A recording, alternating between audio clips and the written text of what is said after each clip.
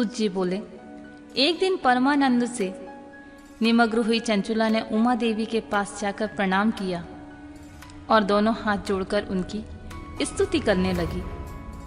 बोली, गिरजानंदिनी स्कंदन माता उमे, मनुष्य ने सदा आपका सेवन किया है। समस्त सुखों को देने वाली शंभु प्रिय, आप ब्रह्म स्वरूपिणी हैं। विष्णु और ब्रह्मा आदि देवताओं द्वारा सेव्य हैं। आप ही सगुणा और निर्गुणा हैं तथा आप ही सूक्ष्म सच्चिदानंद रूपिणी आद्य प्रकृति हैं। आप ही संसार की सृष्टि, पालन और संहार करने वाली हैं। तीनों गुणों का आश्रय आप ही हैं।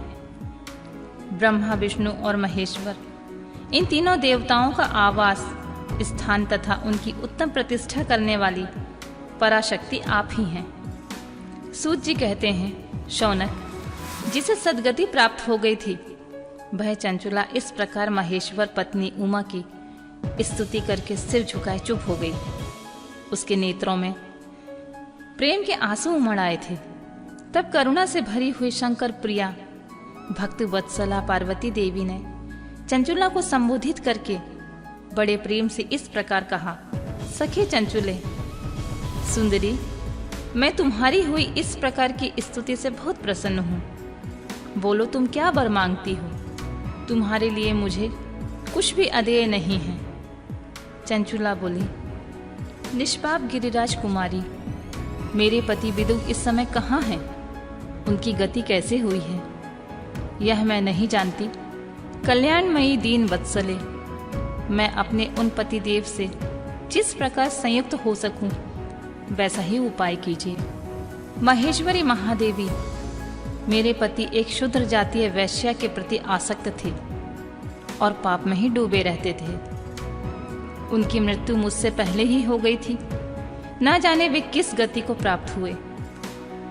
गिरजा बोली, बेटी, तुम्हारे विदुंग नाम वाला पति बड़ा पापी था। उसका अंतःकरण बड़ा ही दूषित था। वैश्या का उपभोग करने वाला वह महामूढ़ मरने के बाद नरक में पड़ा। अगणित वर्षों तक नरकों में नाना प्रकार के दुख भोगकर वह पापात्मा अपने शेष पाप को भोगने के लिए विंध्या पर्वत पर पिशाच हुआ है। इस समय वह पिशाच अवस्था में ही है। नाना प्रकार के केश उठा रहा है और वह दुष्ट वायु पीकर रहता है।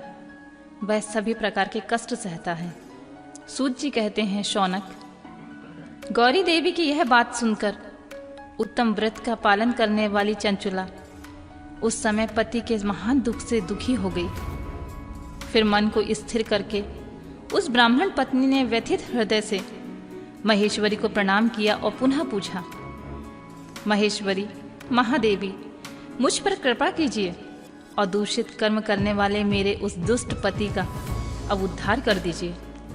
कुशित बुद्धि वाले उस पापात्मा पति का किस उपाय से उत्तम गति प्राप्त हो सकती है, यह शीघ्र ही बताइए।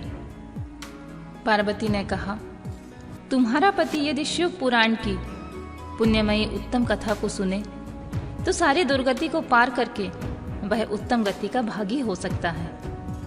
अमृत के समान मधुर अक्षरों से युक्त गौरी देवी का यह वचन आदरपूर्वक सुनकर चंचुला ने हाथ जोड़कर मस्तक झुकाकर उन्हें बारंबार प्रणाम किया और अपने पति के समस्त पापों की शुद्धि तथा उत्तम गति की प्राप्ति के लिए पार्वती देवी से यह प्रार्थना की कि मेरे पति को शिव पुराण सुनाने की व्यवस्था होनी चाहिए। वह ब्राह्मण पत्नी के बारंबार प्रार्थना करने पर शिव प्रिया गौरी देवी को बड़ी दया आई। उन भक्त वत्सला महेश्वरी गिरिराज कुमारी ने भगवान शिव की उत्तम कार्तिका गान करने वाले गंधर्वराज तुम्बुरु को बुलाकर उनसे प्रसन्नता पूर्वक इस प्रकार कहा, तुम्बुरु, तुम्हारी भगवान शिव में प्रीति है। तुम मेरे मन की बात जानकर मेरे अभीष्ट कार्यों को सिद्ध करने वाले हो। इसलिए मैं तुम्हें एक बात कहती हूँ, तुम्हारा कल्याण हो। तुम मेरी इस सखी के साथ शीघ्र ही विंध्या पर्वत पर जाओ। वहां एक महाघोर और भयंकर पिशाच रहता है। उसका वृतांत तुम आरंभ से ही सुनो। मैं तुमसे प्रसन्नता पूर्वक सब बताती हूँ। पूर्व जन्म में वह पिशाच बिंदुक नाम का ब्राह्मण मेरी इस सखी चंचुला का पति था, परंतु वह दुष्ट वैश्यगामी हो गया। स्नान संध्या आदि नित्य कर्म छोड़कर अपवित्र रहने लगा। क्रोध के कारण उसकी बुद्धि पर मूढ़ता छा गई। वह कर्तव्य का विवेक नहीं कर पाता था। अब अक्षय भक्षण, सज्जनों से देश और दूषित वस्तुओं को दान में लेना, यही उसका स्वाभाविक कर्म बन गया था।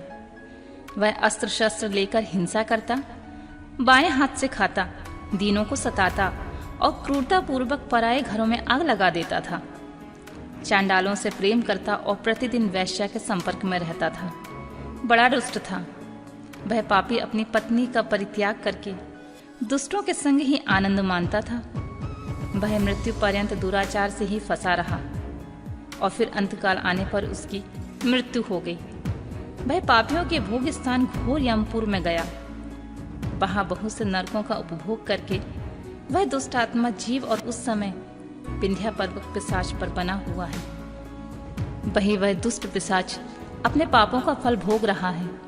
तुम उसके आगे यत्न पूर्वक शिव पुराण की उस दिव्य कथा का प्रवचन करो, जो परम पुण्यमयी तथा समस्त पापों का नाश करने वाली थी।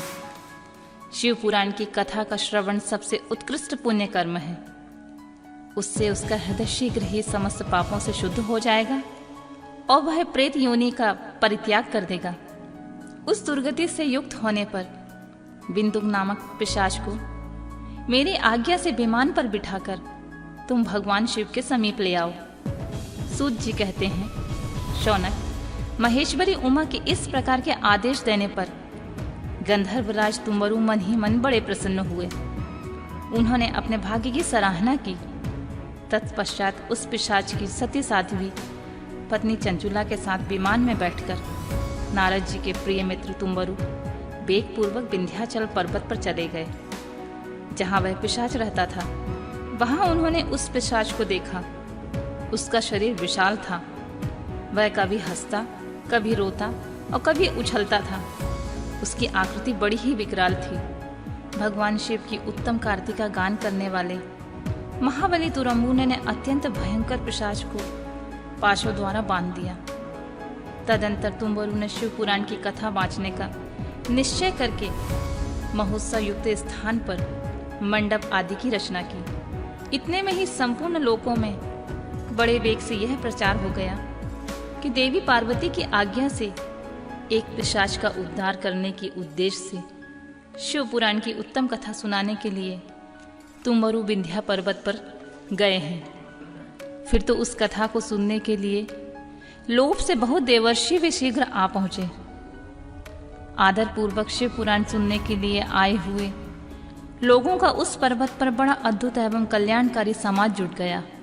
फिर तुम्बरु ने उस पिशाच को पाशों से बांधकर आसन पर बिठाया और हाथ में वीणा लेकर गौरीपति की कथा का गुणगान आरंभ किया। पहली अर्थात विदेश्वर संहिता से लेकर 7वीं वायु संहिता तक महात्म सहित शिव पुराण की कथा का उन्होंने स्पष्ट वर्णन किया। 7 संहिताओं सहित विष्णु पुराण का आदर पूर्वक श्रवण करने पर वे सभी श्रोता पुनः कृतार्थ हो गए। उस परम पुण्यमय शिव पुराण को सुनकर उस पिशाच ने अपने सारे पापों को धोकर पैशाचिक शरीर को त्याग दिया। फिर शीघ्र ही उसका रूप दिव्य हो गया। अंग क्रांति गौर वर्ण की हो गई। शरीर पर श्वेत वस्त्र तथा सभी प्रकार के पुरुषोचित आभूषण उसके अंगों को उद्दासित करने लगे। वह त्रिनेत्रधारी चंद्रशेखर रूप हो गया। इस प्रकार दिव्य देह होकर श्रीमान बिंदुक अपनी प्राण वल्लभा चंचुला के साथ स्वयंवी पार्वती वल्लभ भगवान शिव का गुणगान करने लगा। उसकी स्त्री को इस प्रकार के दिव्य रूप से सुशोभित देख वे सभी देवर्षि बड़े विस्मित हुए। उनका चित्त परमानंद से परिपूर्ण हो गया। भगवान महेश्वर का वह अद्भुत चरित्र सुनकर वे सभी श्रोता परम कृतार्थ होकर प्रेम पूर्वक श्री शिव का यशोगान करते हुए अपने अपने धाम को चले गए। दिव्य रूपधारी श्रीमान बिंदुक भी सुंदर विमान पर अपनी प्रियतमा के पास बैठकर सुखपूर्वक आकाश में स्थित बड़ी शोभा पाने लगा। तदंतर महेश्वर के सुंदर एवं मनोहर गुणों का गान करता हुआ वह अपनी प्रियतमा तथा तुम्बरु के साथ शीघ्र ही शिवधाम में जा पहुंचा। वहां भगवान महेश्वर तथा पार्वती देवी ने प्रसन्नता पूर्वक बिंदु का बड़ा सत्कार किया, उसे अपना पार्षद बना लिया। उसकी पत्नी चंचुला पार्वती जी की सखी हो गई। उस घनीभूत ज्योति स्वरूप परमानंदमय सनातन धाम में अविचल निवास पाकर वे दोनों दंपति परम सुखी हो गए।